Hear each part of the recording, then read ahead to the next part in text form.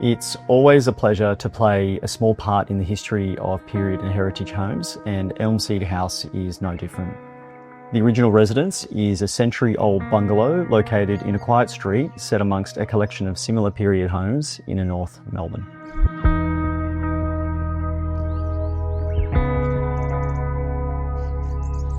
Architecturally, the home is expressed as three contrasting volumes, intertwined to respond to the site influences and interplay of public and private realms.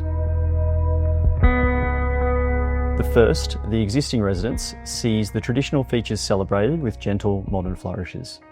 It presents as a renovated home, yet closer inspection reveals bespoke details: spotted gum pivot door and porch soffit, steel handles and feature shelf, each gently suggesting more to the home beyond. The second, the monolithic concrete element, is on public display to the street and laneway, making reference to the Brunswick locale, and whilst contemporary, sits respectfully in the street context. The third, the charred timber floor, is inherently private, experienced by residents and visitors but otherwise hidden from public view. Connecting all three forms is the fernery, the heart of the home, and a densely planted lush space that bridges old and new. It's both serene and functional, and combined with the large indoor planter really starts to frame the wider design intent of a home that feels very connected to nature even in its urban setting.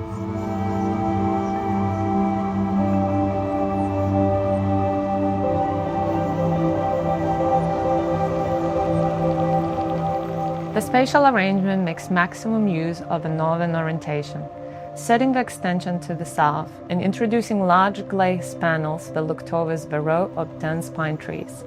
The spaces are bright, and multiple carefully placed windows provides cross ventilation in the warmer months.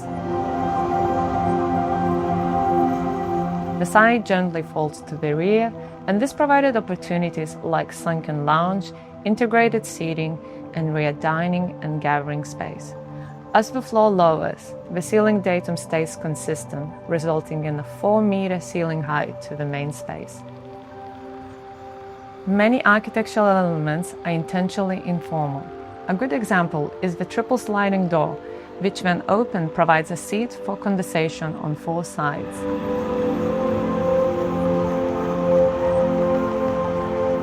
The rear dining under the pine trees is great for summer and is much cooler than the outdoor temperature.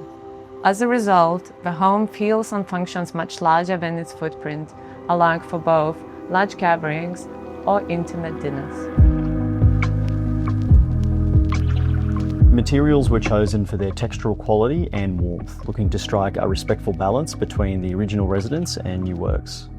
Blackbutt cladding and Bic Ash windows sit adjacent oak flooring, concrete render and fluted panelling. Dark timber joinery, stone and custom steel elements sit adjacent framed green views. Most elements are handcrafted and bespoke, and very little is off the shelf. It's a warm palette, but it's also a neutral backdrop to let occupants make it their own. Lastly, landscape spaces have prioritised native planting and retention of grass space for play, taking a more formal approach in the front and less structured to the rear.